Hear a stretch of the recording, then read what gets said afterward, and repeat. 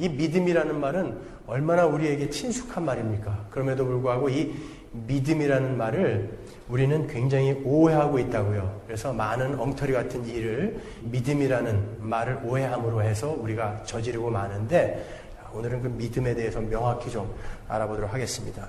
여러분은 예수를 믿고 구원을 받았습니다. 그렇죠? 그런데 여러분은 언제 예수를 믿게 되었습니까? 사실은 이게 나쁜 질문이에요. 이 질문은.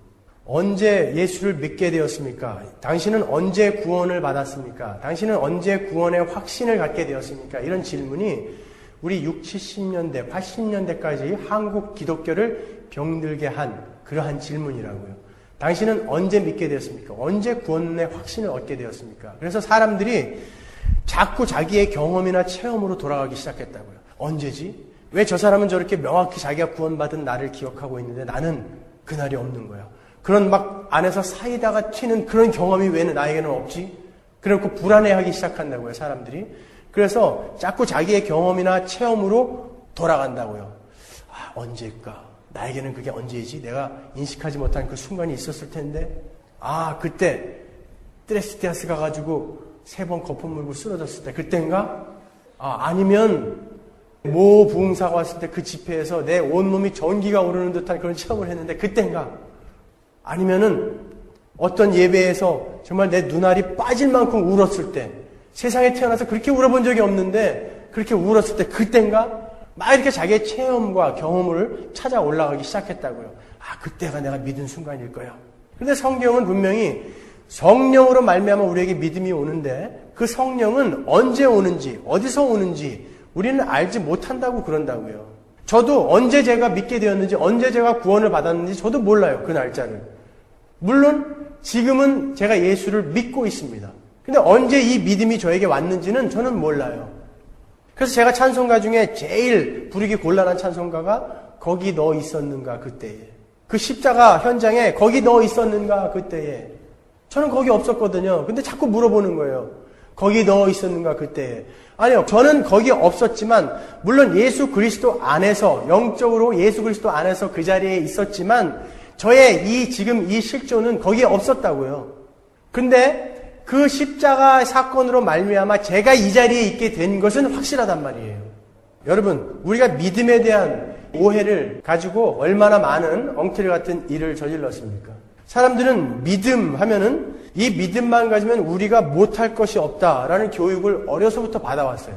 믿는 자에게 능치 못할 일이 어디 있느냐라는 그런 말을 우리가 듣고 자랐다고요. 그래서 내가 능하게 모든 일을 하기 위해서 이 믿음을 키우려고 우리가 스스로 많이 노력을 했다니까요. 100일 작정기도, 1000일 새벽기도, 40일 금식기도 이런 것들을 막 하기 시작했다고요. 믿음을 키우기 위해서. 그 믿음은 왜 키웠습니까? 내가 원하는 것을 받아내기 위해서.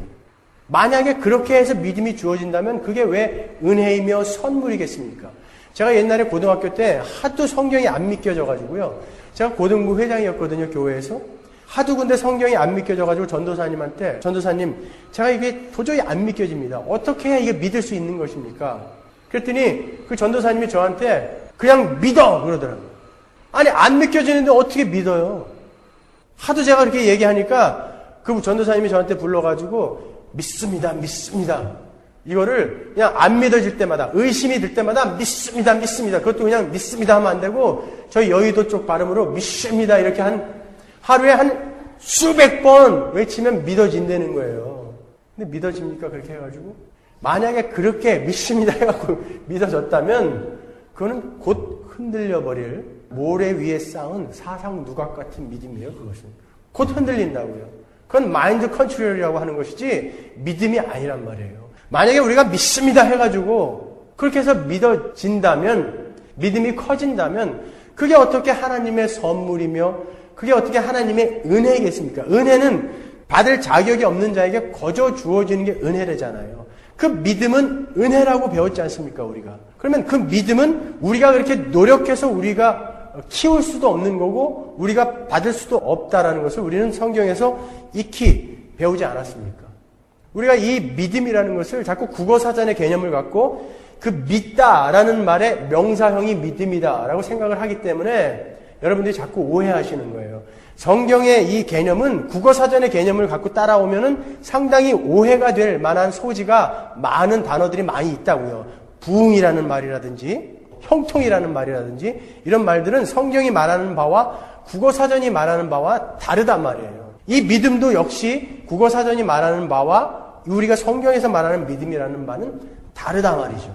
자, 오늘 우리가 본문에서 믿음으로 믿음에 이르게 하나니라는 그 문제와 의인은 믿음으로 말미암아 살리라 라는 말의 의미를 여러분과 함께 공부할 거예요. 먼저 믿음으로 믿음에 이르게 한다라는 말을 살펴볼 텐데 마치 믿음이 두 가지 종류가 있는 것처럼 이렇게 설명을 하고 있어요. 그죠? 그러면 앞에 믿음은 뭐며 이 뒤에 믿음은 뭔가? 그런데 오늘 본문에 보면 하나님의 의가 나타나서 믿음으로 믿음에 이르게 한다라고 이 하나님의 의가 우리에게 믿음을 주는 것으로 설명이 되어져 있단 말이에요. 그러면 이 하나님의 의가 뭐냐 말이에요. 우리를 믿음에 이르게 하는 이 하나님의 의. 성경에서 말하는 이 하나님의 의는요, 하나님 아버지께서 자식들에게 끝까지 하나님 아버지의 노릇을 해 주시는 것, 하나님 아버지 다우심, 그것을 하나님의 의라고 그래요. 아버지가 끝까지 자식을 위해서 아버지 노릇을 해 주시는 것, 그것을 하나님의 의라고 그런다고요. 믿음은 거기서 출발하는 거예요. 여기서 벌써 힌트가 가지요. 그 믿음은 우리에게서 시작되어지는 것이 아니라 하나님의 의로부터 그 믿음은 출발이 되어지는 것이란 말이에요. 우리가 알고 있는 복음이 뭡니까? 복음. 오늘 본문에서 복음에는 하나님의 의가 나타나서 믿음으로 믿음에 이르게 한다고 하는데 그 복음이 뭐예요? 복음. 영어로 복음이 뭡니까? Good news예요. 그죠? Good news. 여러분들에게 good news가 많죠? Good news. 로또에 맞았다. Good news. 우리 아들이 좋은 대학 들어갔다. Good news입니다. 그죠? 아파트 당첨됐다. Good news죠. 근데 로또 맞아가지고 한 사람이라도 제대로 살아가는 사람 여러분 보셨습니까? 그러면 그 good news는 영원한 good news는 아니에요. 그죠? 좋은 대학 들어가서 그 좋은 머리로 사기치다가 감옥 간 사람들 얼마나 많아요. 좋은 대학 들어간 게 영원한 good news는 안 되는 거예요. 아파트 당첨돼가지고 그걸로 투기하다가 쇠고랑 찬 사람들 많아요. 그 굿뉴스 아닙니다. 그러면 영원한 굿뉴스는 뭘까요? 복음. 영원한 복음이 뭐예요? 한 가지예요. 성경에서는. 죄와 허물로 죽을 수밖에 없었던 우리, 죄와 허물로 죽어있던 우리를 하나님이 살려내시려고 하나님의 아들을 이 땅에 보내셔서 우리를 품에 안고 그 하나님의 진노를 그 아들에게 다 쏟아 부으셔서 그를 죽이시고 살리시고 그 삶을 우리의 삶에 다 전가해 주신 것. 그리고 우리가 구원을 받았어요. 구원을 받은 이후에도 우리는 계속 죄를 짓죠. 그 죄는 어떻게 해결할 거예요? 여러분 구원 받았는데 지금 계속 죄 짓지 않습니까? 그거를 예수님이 아이로 태어나셔서 죽을 때까지 하나님이 만족하시는 그런 완벽한 삶을 살아내시고 그거를 우리에게 전가시켜 주셔서 우리가 이렇게 엉터리 같은 삶을 살고 있음에도 불구하고 하나님을 찬양하며 하나님을 예배하는 거 아닙니까? 그것이 바로 복음이란 말이에요. 그게 복음인데 우리 말고 다른 이들에게 세상 사람들에게는 그게 복음이 아니에요. 그냥 정신 나간 소리죠. 그건. 아니 어떻게 우리가 보지도 못한 2000년 전에 그것도 천지를 창조한 하나님이 이 땅에 내려와서 우리를 대신해서 죽고 살아났다고? 그리고 그가 산 삶이 우리의 삶이 됐다고? 사람들이 이 말을 듣고 우리를 손가락질 안 하면 그게 미친놈이죠. 근데 우리는 그걸 믿고 있단 말이에요. 복음은 우리와 관계가 있어야지 그게 복음이 되는 거예요. 다른 사람들한테는 복음이 아니란 말이죠. 그렇잖아요. 저기 강원도 삼척의 이씨 아저씨 아들이 사법고시에 합격한 것이 구파발에 사는 강씨 아저씨하고 무슨 상관이 있냐고요. 그거는 이 이씨 아저씨한테는 복음이지만 이 강씨 아저씨한테는 아무 의미가 없는 소리라고요. 복음 아니라고 말이죠. 이 성경이 말하는 복음이 우리에게 진짜 굿뉴스, 복음이 되기 위해서 우리에게 필요한 것이 바로 믿음이라는 거예요. 믿음. 그 믿음이 이 굿뉴스, 복음을 우리와 호흡시켜줘서 우리를 살려낸다는 것이죠. 그러니까 이 믿음을 정확히 정의하고 있지 못하면 그 복음이 여러분 것이 못 된다는 거예요. 근데 오늘 성경은 뭐라고 이야기하냐면 그 여러분에게 믿음을 주는 방법이 믿음이다 그래요. 우리에게 믿음을 주는 유일한 방법이 믿음이라고 그래요. 믿음이 너희를 믿게 한다 그런다고요. 믿음으로 너희는 믿음에 이르게 된다 그런단 말이에요. 무슨 말장난 같아요. 그죠? 믿음으로 너희들은 믿음에 이르게 된다 그런단 말이에요. 이 앞의 믿음은 뭐고 뒤의 믿음은 뭔가. 우리가 믿음을 공부하려면 믿음의 조상 아브라함의 삶을 살펴보면 왜 그를 믿음의 조상이라고 하는지 알 수 있을 거 아닙니까? 먼저 히브리서 11장 8절에서 9절에 아브라함을 이렇게 믿음의 조상이라고 이야기하고 있습니다.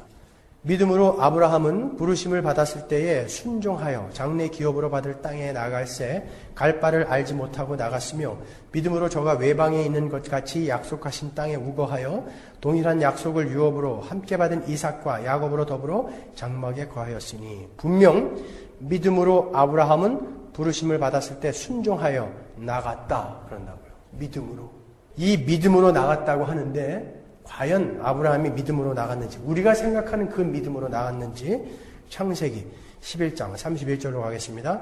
데라가 그 아들 아브라함과 하란의 아들 그 손자 롯과 그 자부 아브라함의 아내 사레를 데리고 갈대아 우르에서 떠나 가나안 땅으로 가고자 하더니 하란에 이르러 거기 거하였으며 데라는 205세를 향수하고 하란에서 죽었더라. 누가 아브라함과 롯과 사레를 데리고 나왔습니까? 데라가 데리고 나왔단 말이에요. 아브라함이 믿음으로 떠난 게 아니라 성경은 데라가 그 아들 아브라함과 하란의 아들 그 손자 롯과 아브라함의 아내 사레를 데리고 갈대아 우르에서 떠났다 그런다고요.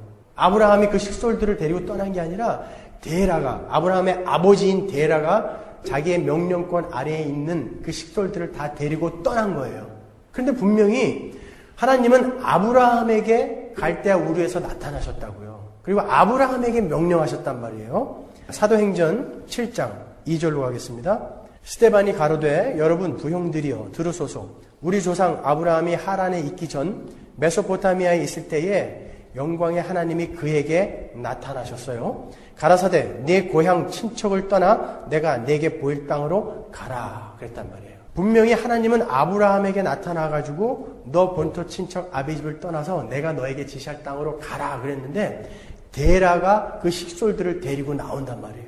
그리고 그들은 어떠한 사람들이었는지 성경에서 이렇게 이야기하고 있습니다. 여호수아 24장 1절로 가면 여호수아가 모든 백성에게 이르되 이스라엘 하나님 여호와의 말씀에 옛적에 너희 조상들 곧 아브라함의 아비 나홀의 아비 데라가 강 저편에 거하여 다른 신들을 섬겼으나 그들은 우상을 만들어 팔던 집안이었어요.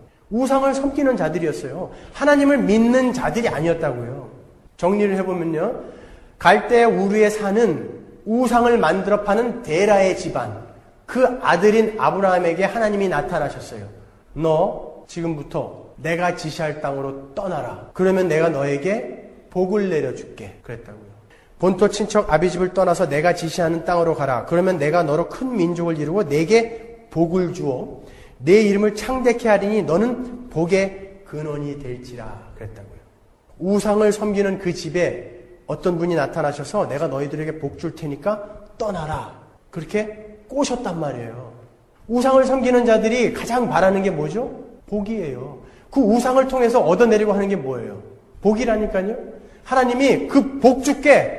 그렇게 아브라함에 이야기했더니 아브라함이 아버지한테 이야기한 거예요. 그랬더니 데라가 복 준다고 떠나자. 그만큼 귀에 솔깃한 말이 어디 있습니까? 우상을 섬기는 자들에게.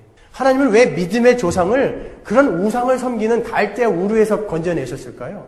당시에 아브라함과 동시대 사람들 중에 아주 괜찮은 사람들이 많았어요. 그 중에 한 사람이 욥 아닙니까? 아브라함과 동시대를 살아갔던 사람 중에 아주 괜찮았던 사람.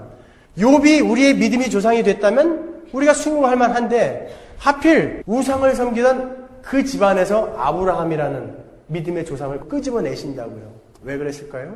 그 믿음이라는 것, 구원이라는 것은 바로 그런 불가능에서 출발한다는 거예요. 우리가 소나무 뿌리 12개 뽑고 삼각산에 가서 4박 5일 철야하고 30일 금식기도 하고 해가지고 우리에게 오는 게 아니라 하나님이 그런 불가능한 죄와 허물로 죽어있던 자리에서 건져 올리시는 것이 바로 믿음의 출발이라는 것입니다. 복을 받기 위해서 데라와 그 식솔들이 갈대아 우르를 떠나서 하란으로 갑니다. 하란은 아직까지 갈대아 문명권이에요. 메소포타미아 문명의 발상지인 갈대아 우르는요, 이미 4,000년 전에 수세식 화장실이 있던 곳이었어요. 그런 문명의 도시였는데 거기에서 건져내다가 가나안으로 가라고 하는데 거기는 먹을 물도 없는 곳이에요. 당시 고대 사회 사람들은요, 자기 문명권을 떠나면 누가 와서 해코지를 하거나 심지어 죽인다 할지라도 어디다가 하소연 못하는 그런 사회란 말이에요. 그러니까 친척들을 못 버리고 식소를 다 데리고 떠나는 거예요.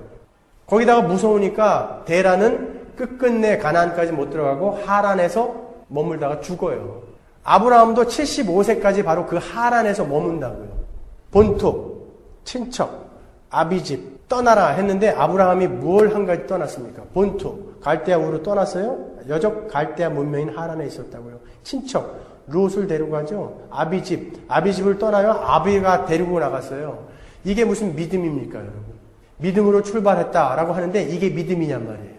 성경이 말하는 믿음은 그거 아니란 말이에요. 창세기 12장 1절 보세요. 여호와께서 아브라함에게 이르시되 너는 너의 본토 친척 아비집을 떠나 내가 네게 지시할 땅으로 가라. 내가 너로 큰 민족을 이루고 네게 복을 주어 내 이름을 창대케 하리니 너는 복의 근원이 될지라. 5절이요. 아브라함이 그 아내 사레와 조카 롯과 하란에서 모은 모든 소유와 얻은 사람들을 이끌고 가나안 땅으로 가려고 떠나서 마침내 가나안 땅에 들어갔더라. 하나님이 또 나타났어요. 하란에서. 그 아비 데라가 죽자 하란에서 아브라함에게 또 나타나서 그 이야기를 똑같이 또 하셨다고요. 떠나라. 왜 안 떠나냐? 그러니까 아브라함이 떠났어요. 그래서 가나안에 들어갔어요. 들어가자마자 딱 보니까 그 땅은 사람 살 땅이 아니에요. 거기다가 기근이 들었어요. 그러니까 아브라함이 금방 애굽으로 내려갑니다. 갈대아 우르까지는 너무 멀어서 못 가고 애굽으로 자기 살 길을 찾아서 떠나요. 하나님이 가란 그 땅에서. 이게 믿음입니까?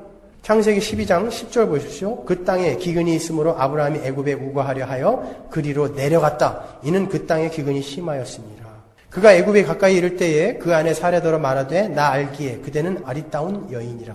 애굽 사람이 그대를 볼 때 이르기를 이는 그의 아내라 하고 나는 죽이고 그대는 살리리니 원컨대 그대는 나의 누이라 하라. 그리하면 내가 그대로 인하여 안전하고 내 목숨이 그대로 인하여 보존하겠노라 하니라. 하나님의 말씀을 어기고 애굽으로 갈 뿐만이 아니라 거기에서 바로에게 자기 아내를 팔아먹어요. 왜요? 자기 목숨을 건지기 위해서. 이런 남자 만나면 큰일 나는 거예요. 자기 살자고 자기 아내를 바로에게 준다니까요. 그리고 많은 선물을 받아요. 또 이런 왼수가 있어요, 세상에. 이게 믿음이에요, 여러분?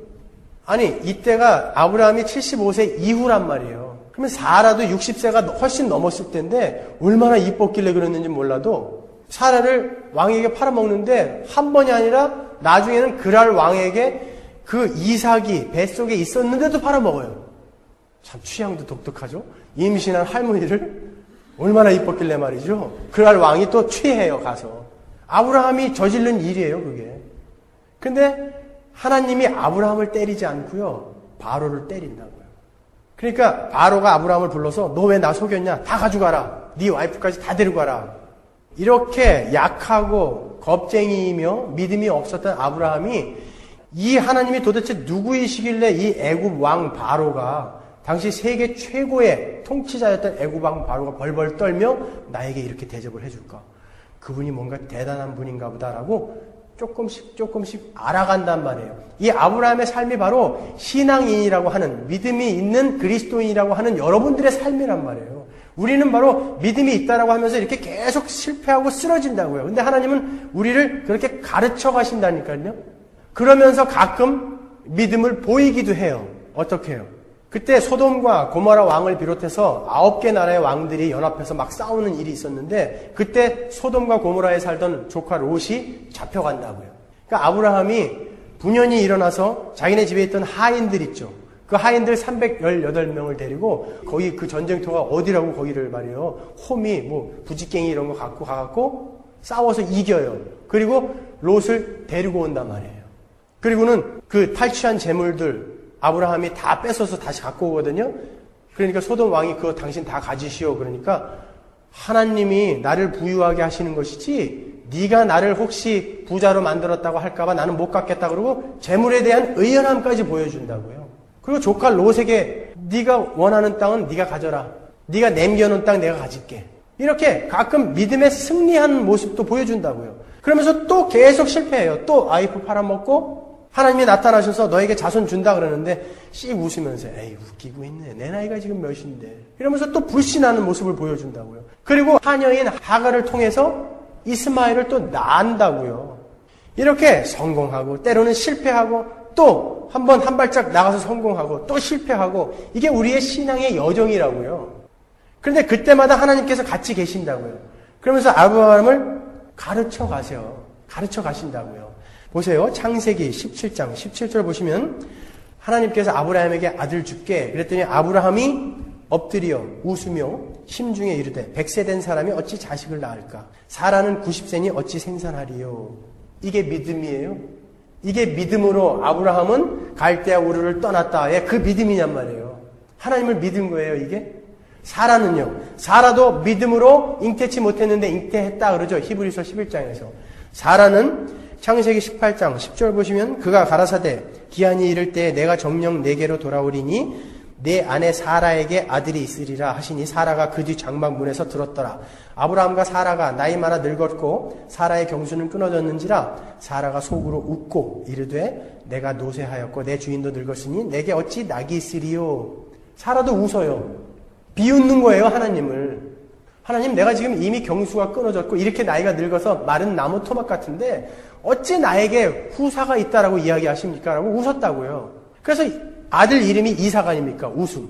또 웃었다. 이삭 부를 때마다 웃었다. 이삭 웃었다. 얼마나 우리가 생각하는 그 믿음이 지금 이들의 삶에서는 나오지 않잖아요. 그런데 아브라함은 100세에 낳은 아들을 척하고 하나님 앞에 드리는 그 믿음의 소유자가 되더라니까요.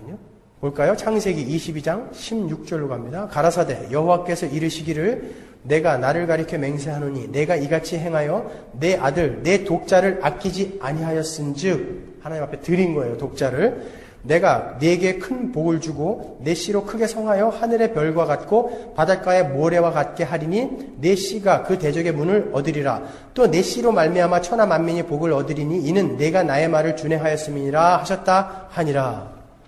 하나님 앞에 아브라함이 아들을 드리니까 하나님이 됐다. 죽이지 말아라.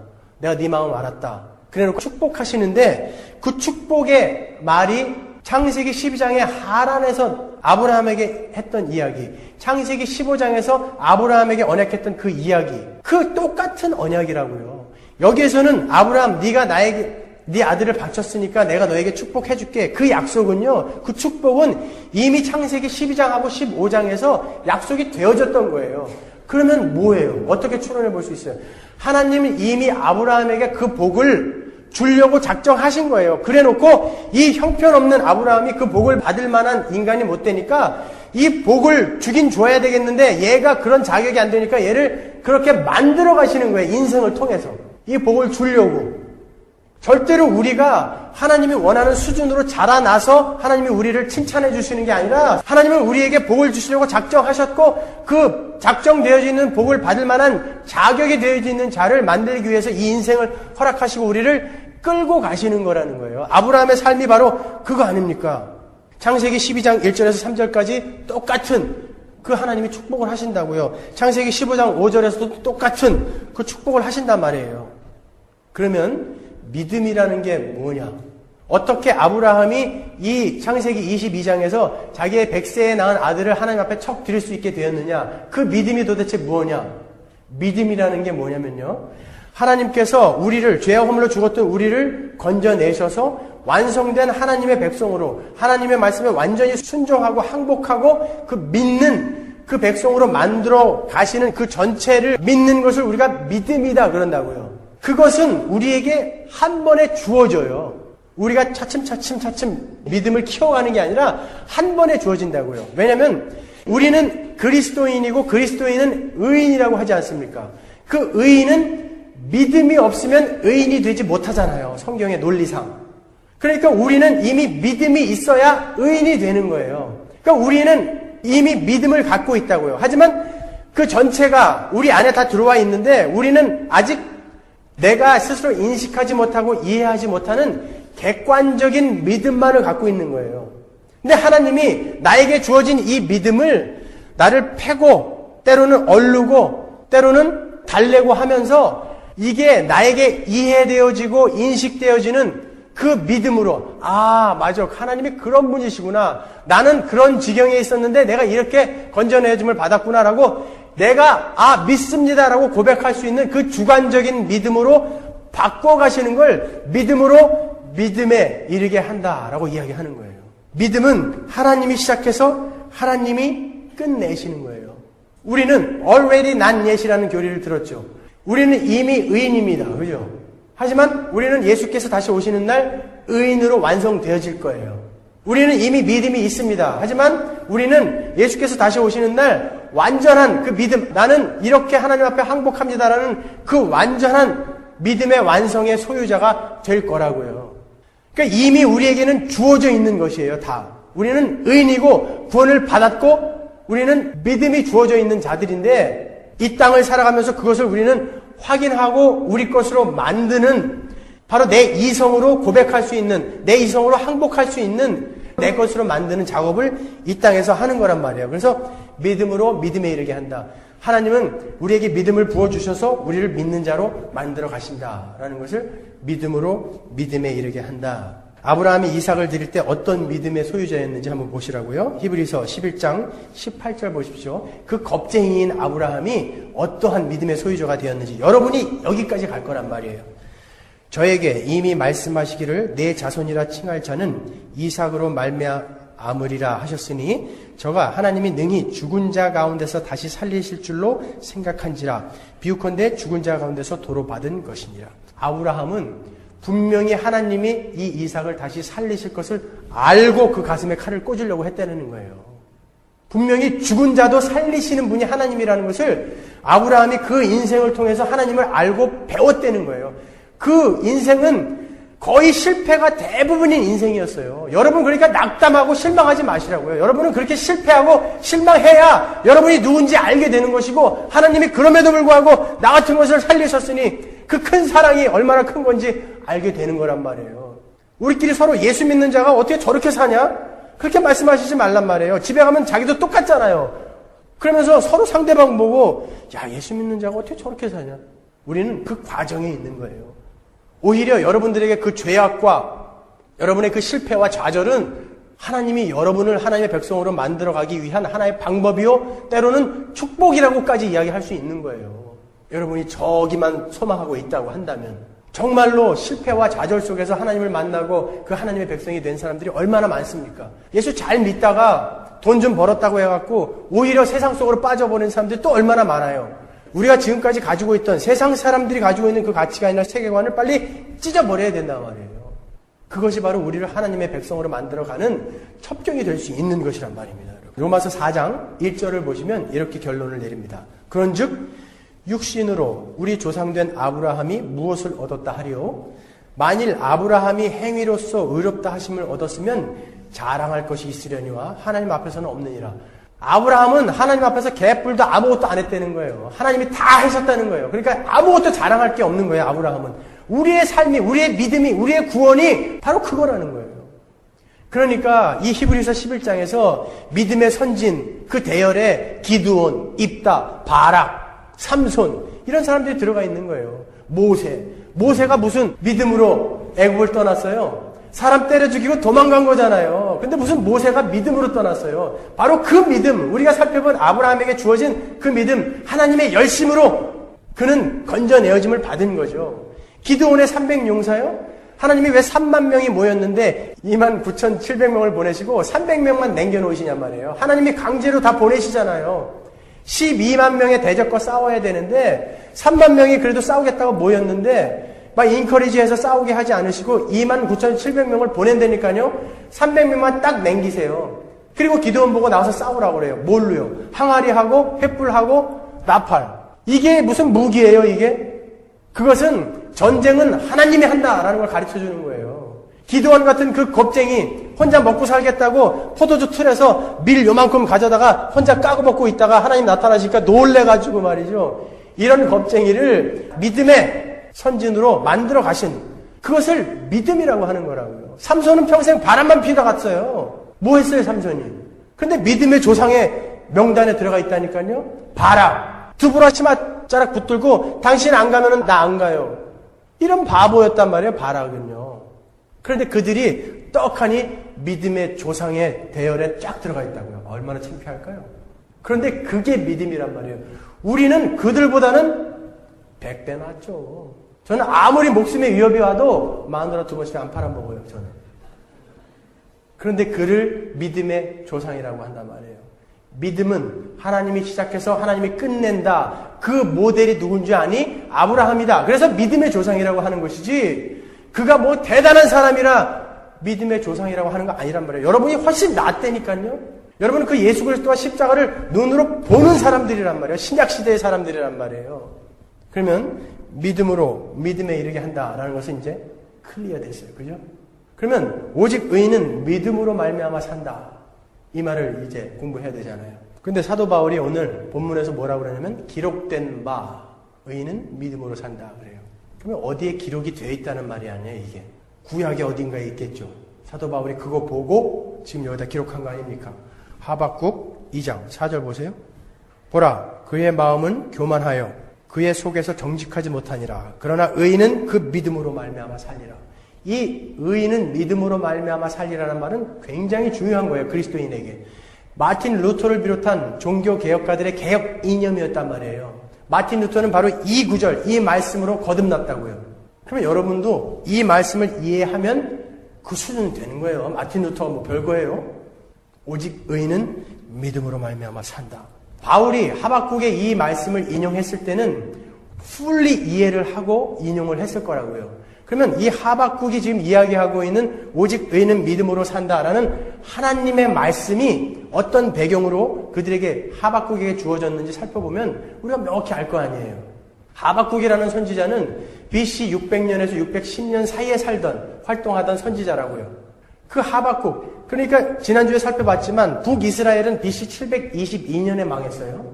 남유대는요, BC 586년에 망했다고요. 그럼 BC 600년에서 610년 사이는 바로 그 사이예요.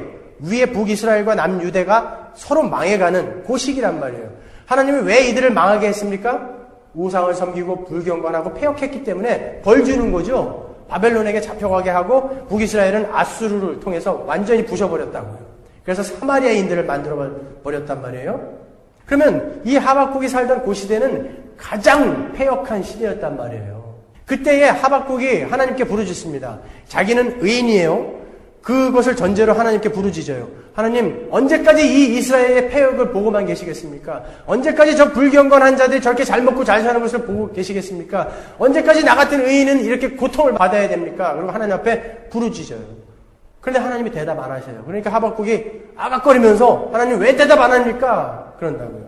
하박국 1장 2절 보시면 살려달라고 부르짖어도 듣지 않으시고 폭력이다 하고 외쳐도 구해주지 않으시니 주님 언제까지 그러실 겁니까? 어찌하여 나로 불의를 보게 하십니까? 어찌하여 악을 그대로 보기만 하십니까? 약탈과 폭력이 제 앞에서 벌어지고 다툼과 시비가 그칠 사이가 없습니다. 율법이 해이하고 공의가 아주 시행되지 못합니다. 악인이 의인을 협박하니 공의가 왜곡되고 말았습니다. 하나님 왜 대답 안 합니까? 왜 공의를 베풀지 않습니까? 악인이 의인을 협박하는데 왜 공의를 베풀지 않습니까? 무엇을 전제로 하고 있어요? 나는 의인이다 라는 거죠. 그러니까 하나님께서 5절부터 대답을 하십니다. 너희는 민족들을 눈여겨보아라. 놀라고 즐겁할 일이 벌어질 것이다. 너희가 살아있을 동안에 내가 그 일을 벌이겠다. 너희가 듣고도 도저히 믿지 못할 일을 벌이겠다. 그러면서 내가 바벨론을 들어서 너희들을 치겠다 그래요. 아니 하나님, 내가 우리 이스라엘 사람들 버릇 좀 고쳐달라고 그랬는데 아니 갈대아 사람, 그 바벨론 사람들 야만인을 들어서 우리를 치다니요. 아니 우리를 훈계하고 징계하려면 우리보다 더 나은 사람들을 통해서 이렇게 훈계하는 거지 저 야만인, 저 약소국을 들어서 우리를 치겠다고요? 실제로 BC 586년에 바벨론이 이스라엘을 쳐서 망하게 했잖아요. 그러니까 역사는 하나님의 말씀에 따라서 움직여지는 것이지 우리가 만들어가는 거 아니에요. 하박국이 지금 따지는 거예요. 아니 거기다가 저 악한 놈들은 우리 것을 뺏어다가 배부르게 잘 먹고 잘 살고까지 있네요. 이게 우리의 삶이에요. 우리 그리스도인들이 그런다고요.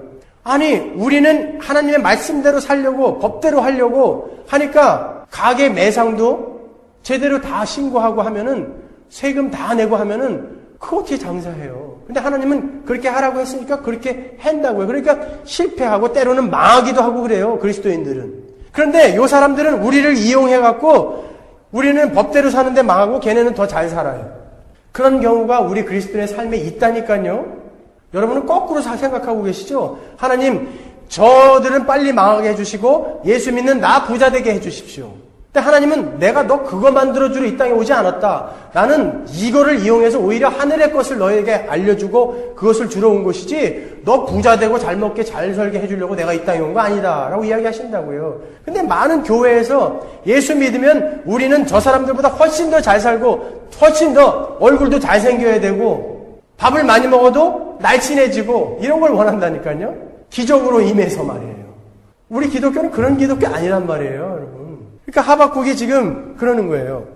하박국 1장 12절부터 보시면 주께서는 눈이 맑으심으로 악을 보시고 참지 못하시며 폐역을 보고 그냥 계시지 못하는 분입니다. 그런데 어찌하여 배신자들을 보고만 있습니까?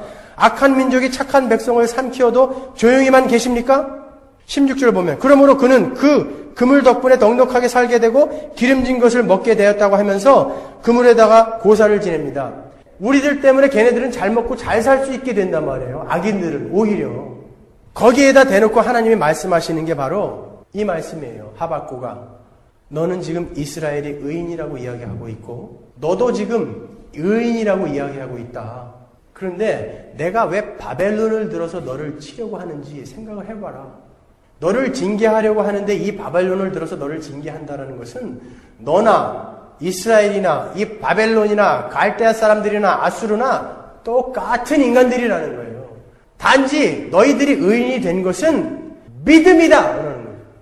너희들이 뭐가 잘나서 너희들이 남들보다 더 특출나서 너희들이 의인이 되어서 살아난 것이 아니라 오직 의인은 믿음으로 된 것이다 라는 거예요. 내가 내 사랑으로 나의 아버지 되심, 나의 하나님 되심, 그 사랑과 은혜와 뜻으로 너를 구원해줘서 네가 의인이 된 것이지. 그러니까 입 닥치고 가만히 있어라 라는 것이죠. 그리고서는 그 악인들이 어떻게 저주받아 죽을지를 하박국 2장에서 5가지로 보여주신다고요. 그러니까 하박국이 3장에서 그래요. 오 하나님 그런 것이군요. 왜 악인들이 나보다 더 잘 먹고 잘 사는지 이제 알았습니다. 하나님 나를 징계하고 훈계하고 교육시키셔서 나를 하나님의 아들로 만들어가기 위해서 그들을 들어서 쓰는 것뿐이군요. 하나님 감사합니다. 보세요 여러분, 바벨론이나 아수르나 모압이나 블레셋이나 이런 나라들이 이스라엘을 징계하기 위해서 들어서 썼던 그 막대기들이 지금 존재합니까? 없어요. 여러분들을 아프게 하고 여러분들을 향해 손가락질하는 그들은 여러분을 교육하고 훈계하기 위해서 보낸 사람들일지 모르겠지만 그들은 곧 아뜨거 아뜨거 하는 대로 갈 거예요. 영원토록 뜨거워서 아뜨거 아뜨거 그러는 것으로 여러분을 위해서 보낸 자들이란 말이에요. 그거를 알고 나니까 하박국이 그래요. 하나님 그렇다면 수년 내에 뭐예요? 빨리 부흥케 하옵소서 그래요. 부흥이라는 말은 성경에 거기 딱 한 번 나와요.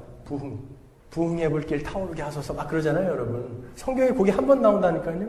그 부흥이라는 헬라어 원어는요 우리를 깨끗게 하다, 우리의 악을 제하여 버리다라는 뜻이에요. 그렇다면 하나님 빨리 그 일을 이루어 주옵소서. 바벨론이든 어디든 들어서 빨리 이 이스라엘의 폐역을 벗겨주옵소서. 수년 내에 우리를 부흥케 하옵소서라는 그 말이에요. 빨리 우리 교회에 부흥하게 해주십소서. 그거 아니라니까요. 국어사전에 그 개념이 아니란 말이에요. 성경이 말하는 부흥은. 그리고 진노 중에라도 긍휼을 잊지 마옵소서 그래요. 그렇게 우리가 징계를 받고 있는 그 중에도 우리는 우리의 구원을 생각하게 하옵소서. 그게 진노 중에라도 긍휼을 베푸소서라는 말이라고요. 하박국 3장 1절 2절이 그 말이란 말이에요. 오직 의인은 믿음으로 말미암아 살리라. 너희들이 뭐가 잘나서 너희들이 남보다 특출나서 너희들 살려낸 거 아니다. 오직 의인은 믿음으로 되는 것이다. 내가 내 뜻으로 건져낸 것이다. 그래놓고 하박국이 쭉 회상을 합니다. 뭘 회상하냐면 홍해가 갈라진 거, 해가 멈췄던 사실, 그런 역사적인 객관적인 그 사실들, 그 역사적인 사실들을 딱 기억하면서 맞아, 그런 하나님이라면 이 약속을 반드시 지키실 거야. 그게 하박국 3장이란 말이에요. 하박국이 그 자기에게 떨어질 그 저주가 얼마나 무시무시한 것인지 딱 보고는 어떻게 합니까? 내 뼈가 썩어 들어가는 것 같았대요. 너무 무서워서. 내 살이 떨렸대요. 하박국이, 그 선지자가. 그렇게 자기가 받아야 할 저주가 얼마나 무시무시한 것이었는데 나는 아무것도 한 게 없는데 건져내어져서 오직 그 믿음으로 구원을 받은 자가 되었고 그들은 그 저주를 받는다.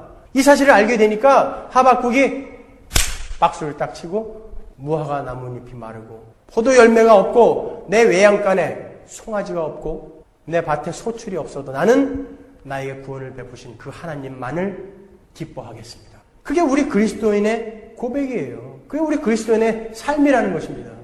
여호와는 나의 목자시니 내게 부족함이 없으리로다. 그 말이라고요, 이게.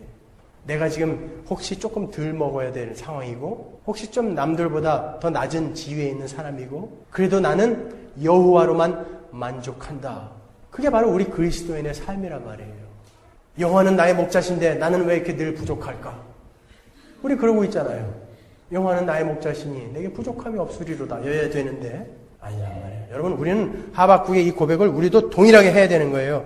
무화과 나무에 과일이 없고 포도나무에 열매가 없을지라도 올리브 나무에서 딸 것이 없고 밭에서 거두어들일 것이 없을지라도 우리의 양이 없고 외양간에 소가 없을지라도 나는 주 안에서 즐거워하련다. 나를 구원하신 하나님 안에서 기뻐하련다. 왜? 나는 알았으니까. 나는 그렇게 죽어야 할 자인데 나에게 믿음이 주어져서 나는 그렇게 건져냄을 받은 자니까 나는 기쁘다. 그게 우리의 고백인 것입니다. 에베소서 2장 8절에 너희가 그 은혜를 인하여 믿음으로 말미암아 구원을 얻었나니 이것이 너희에게서 난 것이 아니요 하나님의 선물이라. 행위에서 난 것이 아니니 이는 누구든지 자랑치 못하게 함이니라. 오늘의 결론입니다. 우리에게서 난 것이 아니란 말이에요. 그 믿음은. 여러분 혹시 지금 나는 예수 믿었는데도 왜 이렇게 아직까지도 죄에 대한 욕구가 끊임없이 솟아오를까? 왜 예수 믿었는데도 아직도 나는 왜 이렇게 돈에 대한 욕심을 버리지 못할까? 왜 예수 믿었는데도 나에 대해 마음속에 이렇게 욕정이 끌어오를까? 혹시 그런 실패와 좌절의 자리에 계신 분들 계십니까? 여러분은 지금 아브라함이 애굽으로 먹고 살겠다고 도망쳤던 그 자리에 계신 거예요. 여러분은 지금 자기가 살겠다고 자기 아내를 왕에게 팔아먹는 그 아브라함의 자리에 서 계신 거예요.